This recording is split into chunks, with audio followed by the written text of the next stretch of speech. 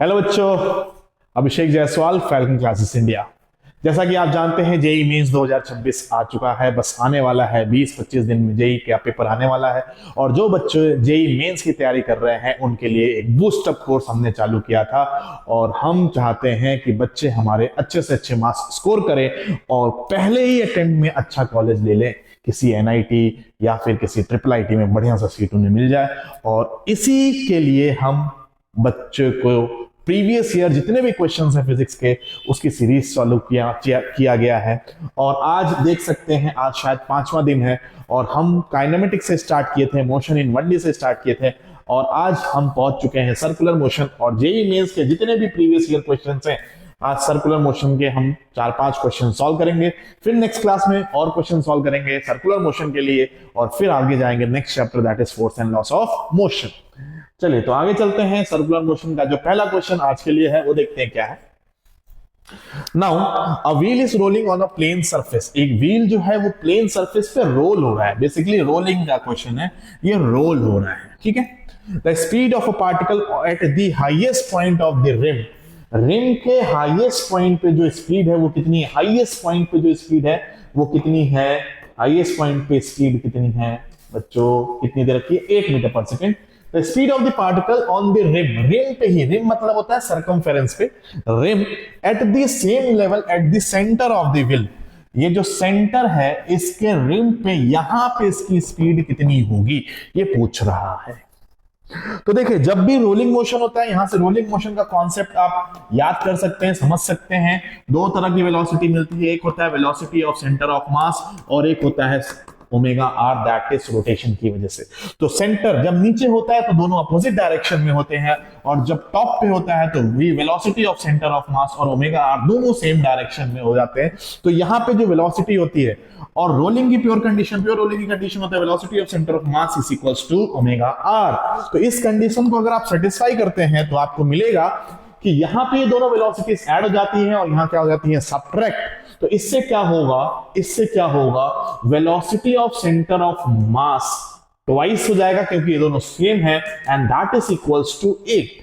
तो यहां से velocity of centre of mass जो हो जाएगा वो 4 मीटर पर सेकेंड हो जाएगा। ये चीज आगे 4 मीटर पर सेकेंड। नाउ इसी में आगे बढ़ते हैं। इस पॉइंट पे पूछा है, इस पॉइंट पे वेलोसिटी देखेंगे तो इस पॉइंट पे दो वेलोसिटी हो गई। एक ये वेलोसिटी हो गई सेंटर ऑफ मास और ऐसे रोटेट कर रहा है तो एक वेलोसिटी हो गई downward, that is omega R. तो इन दोनों के बीच में एंगल होता है 90 डिग्री, तो रिजल्टेंट आ जाती है ये velocity, and this is equals to under root of V square plus V square, जिसको हम लोग लिख सकते हैं √2v। क्योंकि दोनों ओमेगा और v दोनों क्या है? सेम, तो इसको √2v लिखा जा सकता है। और v कितना आ गया आपका? 4। तो यहां पे जो वेलोसिटी आएगी 4 इंटू √2, दैट इज 4√2 मीटर पर सेकेंड। तो रिंग पे जो सेंटर के लेवल पे है पॉइंट, उस पे जो वेलोसिटी होती है वो होती है 4√2 मीटर पर सेकेंड। 4√2 क्यों कह रहे हैं? क्योंकि ये रहा आपका 4, ये भी रहा 4, दोनों के बीच में एंगल कितना हो गया? 90 डिग्री। ठीक है, चलिए नेक्स्ट क्वेश्चन करते हैं। सर्कुलर मोशन का एक और क्वेश्चन, और ये है, देखते हैं। A body of mass m connected to a massless and unstretchable string goes in a vertical circle, और जिसका रेडियस कितना है? r। एक वर्टिकल सर्कल है और इस वर्टिकल सर्कल का रेडियस है r, okay. And under gravity, acceleration due to gravity है। The other end of the string is fix and the centre of the circle, दूसरा जो एंड है वो फिक्स है। If velocity at top of the circular path is, top पे जो velocity दे रखी है वो कितनी दे रखी है? n times √gr, okay. Where n is greater than और equal to 1, then the ratio of kinetic energy of the body at the bottom to the top of the circle. मतलब हमें काइनेटिक एनर्जी का ratio निकालना है bottom और top पे। अच्छा जी, अब यहां पे एक चीज और क्या है? Fix the velocity at the top of part in this where and the ratio of gravity, ठीक है।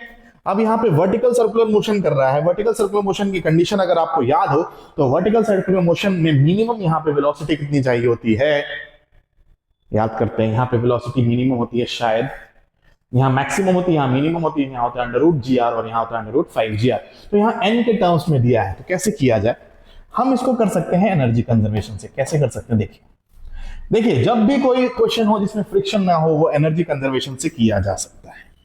इसको लेवल बना लिया, लेट अस सपोज यहां पे वेलोसिटी कितनी है बेटा v, मान लेते हैं यहां पे वेलोसिटी कितनी है v, तो यहां पे काइनेटिक एनर्जी हो जाएगी इसकी हाफ mv² और पोटेंशियल एनर्जी हो जाएगी 0 हो जाएगी। अब टॉप मोस्ट पॉइंट पे जो वेलोसिटी कह रहा है वो कह रहा है ये है, तो यहां पे काइनेटिक एनर्जी हो जाएगी हाफ m v² करेंगे तो ये हो जाएगा n² और gr हो जाएगा और पोटेंशियल एनर्जी कितनी हो जाएगी mgh, और ये हाइट यहां से r है, ये r है, टोटल हाइट कितनी हो जाएगी बच्चों 2r। इससे क्या मतलब मिलेगा, इससे आपको मिल जाएगा कि काइनेटिक एनर्जी यहां पे कितनी है या फिर वेलोसिटी यहां पे कितनी है। अच्छा जी, तो क्या किया जाए बच्चों, the ratio of kinetic energy होगी बॉटम और टॉप पे हमें काइनेटिक एनर्जी का रेशियो निकालना है। तो देखिए क्या किया जाए, एनर्जी कंजर्वेशन करते हैं। एनर्जी कंजर्वेशन कहता है हाफ एम v², v क्या था, v यहां से देख लेते हैं, v है n² this is the kinetic energy, plus वहां पे पोटेंशियल एनर्जी कितना है mgr का, mg इंटू 2r होगा शायद, यस हाइट होगी कितनी 2r, mg इंटू 2r, और नीचे बॉटम में है काइनेटिक एनर्जी हाफ mv²। ठीक है, अब यहां से क्या किया जाए, यहां से आप v की वैल्यू निकाल सकते हो बच्चों। जैसे ही v की वैल्यू निकालोगे देखो m कैंसिल, राइट। अब यहां से v की वैल्यू निकालेंगे तो क्या आ जाएगा v, मुझे लगता है n² divided by 2 plus 2gr is equals to half v²। So v² यहां से निकाल सकते हैं, v² की वैल्यू कितनी आएगी, 2 इधर मल्टीप्लाई कर दीजिए तो ये हो जाएगा n² प्लस का 4gr। तो यहां से बॉटम पे वेलोसिटी मिल गई, v² रख दीजिए, बॉटम में कितनी मिल जाती है n² प्लस का 4gr। तो बेटा n से हमें कंफ्यूज नहीं होना है, यहां पे वेलोसिटी थी तो इस वेलोसिटी से काइनेटिक एनर्जी लिखा गया, पोटेंशियल एनर्जी लिखा गया, और बॉटम पे वेलोसिटी v लिख के टोटल एनर्जी लिख दिया गया, कौन सी काइनेटिक, क्योंकि पोटेंशियल एनर्जी क्या हो जाएगी 0, राइट। अब यहां पे देखिए हमारे पास ये वेलोसिटी आ गई बॉटम पे, ये वेलोसिटी है टॉप पे, अब रेशियो बताना है at bottom to that of the top. तो बॉटम पे काइनेटिक एनर्जी कितनी होगी, बॉटम पे काइनेटिक एनर्जी होगी हाफ m v² करोगे तो बेटा ये आ जाएगा, इसका स्क्वायर करेंगे n²gr प्लस का 4gr, और टॉप पे आ जाएगा हाफ m v² इसका स्क्वायर करेंगे तो ये n²gr हो जाएगा, n²gr हो गया। हाफ से हाफ कैंसिल, m से m कैंसिल, मुझे लगता है gr कॉमन हो जाएगा, ये भी कैंसिल हो जाएगा, n² plus 4 divided by n², n² plus 4 divided by n², ये रेशियो आ जाएगा n² plus 4 divided by n²। तो यहां पे हमने काइनेटिक एनर्जी का रेशियो निकाल दिया। कैसे निकाला, बेसिक कॉन्सेप्ट, एनर्जी कंजर्वेशन से करिए, सब कुछ होगा। नेक्स्ट क्वेश्चन, ओके, एक क्वेश्चन और देखिए, ऐसा लग रहा है ये बैंकिंग ऑफ रोड का, यस बैंकिंग ऑफ रोड का ये क्वेश्चन है, ऑप्शन सही दिख रहा था। अब कार है, a car is moving on a banked road with having radius r। एक बैंकिंग है, बैंकिंग क्यों किया जाता है, जिससे कि फ्रिक्शन और नॉर्मल की हेल्प से आप जब हाईवेज पे जाएं और उससे आपकी गाड़ी स्लिप ना हो। The banking angle is theta. To avoid slipping from bank road the maximum permission speed of the car is v0। Maximum speed कितनी है v0। The coefficient of friction new between the wheels and the car and the bank road is, मतलब हमें coefficient of friction बताना है bank road का। तो सबसे पहले यहां इंपॉर्टेंट है इसका फ्री बॉडी डायग्राम बनाना। देखिए बच्चों बहुत ध्यान से बनेगा, बैंकिंग ऑफ रोड का कॉन्सेप्ट है, ये क्लियर कर लोगे तो अपने आप ये क्वेश्चन हो जाएगा। तो यहां पे हमने एक बैंकिंग बना दिया, बैंकिंग एंगल दे रखा है, और एक कार है जो इस पे चल रही है, और इसकी मैक्सिमम स्पीड जो है वो v0 है। मैक्सिमम स्पीड कितनी है v0। अगर मैक्सिमम स्पीड है तो इसका मतलब ये हुआ कि जो फ्रिक्शन लगेगा वो इनवर्ड लगेगा। अगर मिनिमम स्पीड होती, बता रहा हूं मिनिमम स्पीड होती है, फ्रिक्शन लगता है आउटवर्ड, मैक्सिमम स्पीड होने की वजह से फ्रिक्शन जो लगेगा वो इनवर्ड लगेगा। तो हमें क्या करना है, हमें यहां पे इसका फ्री बॉडी डायग्राम बनाना है। तो क्या किया जाए, एक फोर्स लगेगा नॉर्मल, देखिए ऐसे, एक फोर्स लगेगा नीचे की तरफ, देखिए mg, एक फोर्स इधर लगेगा फ्रिक्शन की वजह से, that is mu into N, inward लगेगा फ्रिक्शन, राइट, क्योंकि मैक्सिमम स्पीड से जा रहा है तो इनवर्ट लगेगा, उधर गाड़ी पलट सकती है, इसलिए फ्रिक्शन अंदर की तरफ लगता है। अब इसका फ्री बॉडी डायग्राम का कंपोनेंट लेते हैं। कंपोनेंट कैसे लेंगे देखिए, हमें mg का कंपोनेंट नहीं लेता है, यहाँ पे mg का कंपोनेंट नहीं लेना है, हॉरिजॉन्टल और वर्टिकल कंपोनेंट लेने हैं। कैसे लेने हैं देखो, this angle is theta, so this angle is also theta, और अगर ये एंगल थीटा है तो वर्टिकली अपोजिट एंगल ये एंगल थीटा हो जाएगा, और अगर ये एंगल थीटा है तो ये एंगल थीटा हो जाएगा। तो ये म्यू एन था, तो इधर जो कंपोनेंट हो जाएगा ये mu into N into cos theta, और वर्टिकल डायरेक्शन में हो जाएगा mu N into sine theta. Friction का कंपोनेंट ले लिया हॉरिजॉन्टल और वर्टिकल। इसी तरह नॉर्मल, इधर नॉर्मल है तो ऊपर की तरफ कंपोनेंट आएगा एन कॉस थीटा, राइट। इसी तरह इधर सेंटर की तरफ फोर्स आएगा एन साइन थीटा। बस इतना काम कर लेंगे तो ये क्वेश्चन भी आसान लगने लगेगा। सेंटर की तरफ दो फोर्स लग रहा है, सेंटर की तरफ दो फोर्स लग रहा है। कौन कौन सा फोर्स लग रहा है? एक लग रहा है एन साइन थीटा, दूसरा लग रहा है mu N cos theta. Centre की तरफ लग रहा है, और सेंटर की तरफ लग रहा है तो इसको कर दिया सेंट्रीपिटल फोर्स के बराबर M V not square by R. Centre की तरफ लगने वाला फोर्स हो गया सेंट्रीपिटल फोर्स के बराबर। स्पीड कितनी है? वी नॉट, तो वी नॉट ले लिया।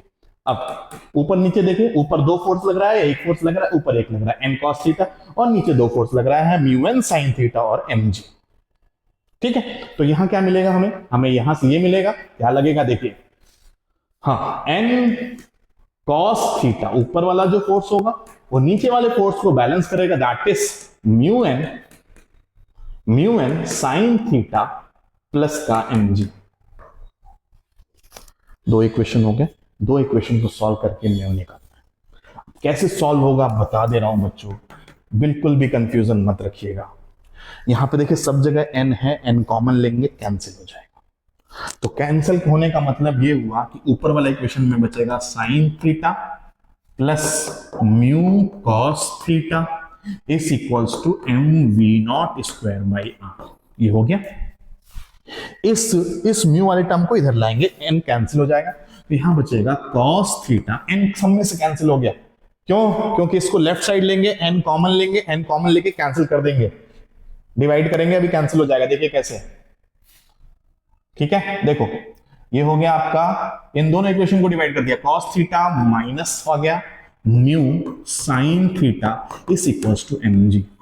तो बेसिकली मैंने दोनों इक्वेशन को डिवाइड किया, इसको और इसको डिवाइड किया, इधर से एन कॉमन लिया, इधर इसको इधर शिफ्ट करके एन कॉमन लिया, एन एन कैंसिल हो गया। ठीक है, अब जैसे इसको डिवाइड करेंगे तो यहां पे हमें दिख रहा है कि tan का टर्म चाहिए, तो tan के टर्म में इसको कन्वर्ट करेंगे। कैसे कन्वर्ट करते हैं देखते हैं। तो sine theta plus mu cos theta, sine theta plus mu cos theta divided by cos theta minus mu sine theta, cos theta minus mu sine theta is equals to, इधर क्या बचेगा, सॉरी नेक्स्ट क्वेश्चन आ गया, पीछे चलते हैं। इधर आ जाएगा m से m कैंसिल हो जाएगा, V not square by R G, V not square by R G. बस थोड़ा सा सब्र रखिए, कैलकुलेशन थोड़ा है आएगा। अब अपने को tan में कन्वर्ट करना है और म्यू की वैल्यू निकालनी है। tan में कन्वर्ट करना है और म्यू की वैल्यू निकालनी है। तो सबसे पहले tan में कैसे कन्वर्ट होगा, अगर यहां cos से डिवाइड कर दें तो tan में कन्वर्ट हो जाएगा। cos से डिवाइड करेंगे तो this will be your tan theta plus mu, कैसे डिवाइड करेंगे cos से, तो ये बचेगा cos थीटा, cos थीटा से 1 हो जाएगा, cos थीटा से डिवाइड करेंगे 1 हो गया, माइनस का mu sine theta by cos theta क्या हो जाएगा tan theta, and that will be equals to mu naught square by R. अब म्यू निकालना है तो म्यू को निकाल लेते हैं। अब म्यू इधर भी है, म्यू उधर भी है, क्या किया जाए, बड़ी मुश्किल क्वेश्चन दे दिया। ऐसा क्या, कुछ नहीं है, क्रॉस मल्टीप्लाई करिए ना। देखिए mu tan theta, sorry it is mu plus tan theta into rg is equals to v naught square into 1 minus mu tan theta। अब म्यू वाले टर्म्स एक साथ लेने पड़ेंगे, तब जाके होगा ये म्यू आरजी राइट, प्लस का म्यू आरजी प्लस का tan theta RG is equals to V not square minus का mu V not square into tan theta. सारा कैलकुलेशन पार्ट है, पूरी मैथमेटिक्स लग रही है, यहाँ पे ट्रिग्नोमेट्री का ज्यादा यूज हो रहा है। अब देखिए यहाँ पे म्यू यहाँ पे है, यहाँ पे म्यू यहाँ है, तो म्यू कॉमन लेते हैं तो ये बचेगा म्यू आर जी प्लस का mu V not square into tan theta, ये प्लस में आ गया, इज इक्वल्स टू यहां बचा वी नॉट स्क्वायर माइनस का tan theta into R G, बस हो गया। अब यहां से म्यू कॉमन ले लेते हैं, म्यू कॉमन लेते ही वहां पे जाएंगे, ये हो जाएगा वी नॉट स्क्वायर माइनस का R G tan theta whole divided by, mu common लेंगे तो नीचे चला जाएगा डिनोमिनेटर में, म्यू कॉमन लेंगे डिनोमिनेटर में हो जाएगा आर जी प्लस का V not square tan theta. ये कुछ म्यू की वैल्यू दिख रही, ऑप्शंस देखते हैं जरा। Options V not square plus R G tan theta, V not square plus R G नहीं, पहला ऑप्शन नहीं होगा।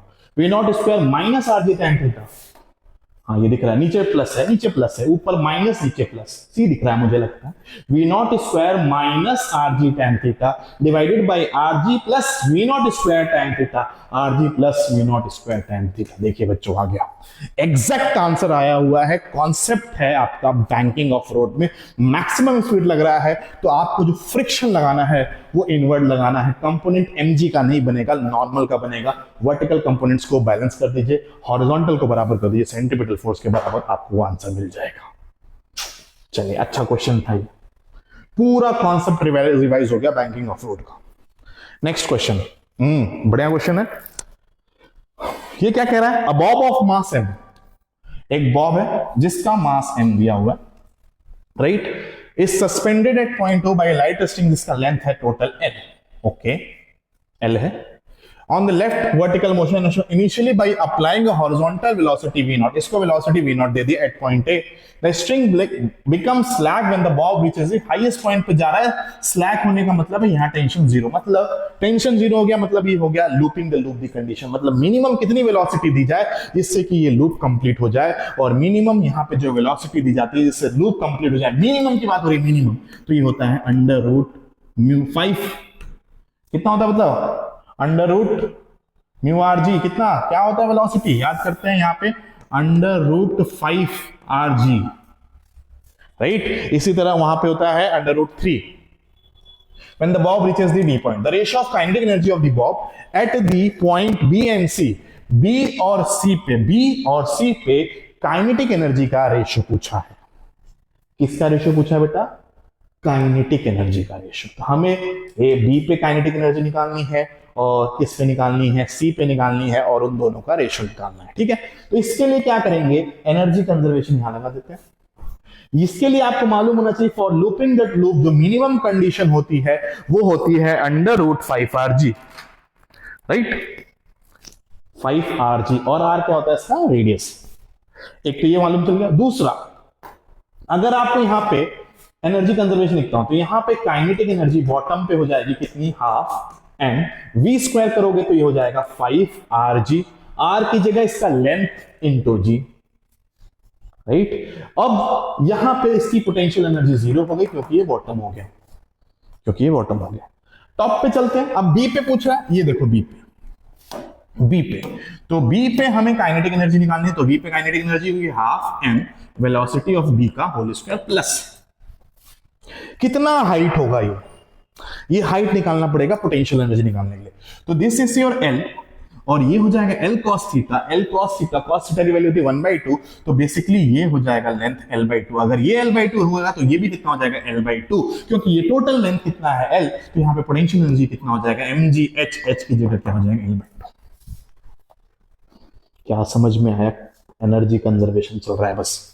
तो यहां देखिए मैं क्या करूंगा, एनर्जी कंजर्वेशन दोनों जगह इक्वल कर दीजिए, half M under root 5 R G, R की जगह एल इंटू जी, ये टोटल एनर्जी था, इस equals to it will be mg l/2 plus का काइनेटिक एनर्जी एट बी, ये काइनेटिक एनर्जी है बी पे, और हमें इसी का रेशियो चाहिए, kinetic energy of bob at B and C. तो बी पे काइनेटिक एनर्जी निकालना है तो बी पे काइनेटिक एनर्जी निकालना है तो क्या हो जाएगा ये 5 mgl डिवाइडेड बाई 2, ये इधर आके सब्ट्रैक्ट हो जाएगा, दैट इज mgl/2। एलसीएम ले लेते हैं, एलसीएम आएगा सिंपल सा 2, 5 - 1 that is 4 mgl/2, that will be 2 mgl। So kinetic energy हमें बी पे मिल गई, काइनेटिक एनर्जी बी पे है 2 mgl। ठीक, कैसे आया? बॉटम पे एनर्जी और बी पे एनर्जी बराबर कर दिया।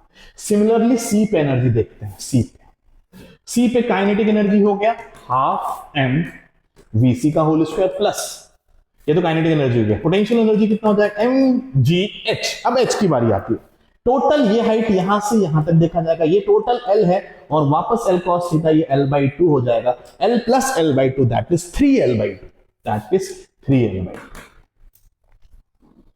ओके, सो अब क्या किया जाए? फिर से एनर्जी कंजर्वेशन कर लेते हैं। बॉटम पे जो एनर्जी थी और टॉप पे जो एनर्जी है वो इक्वल कर देते हैं।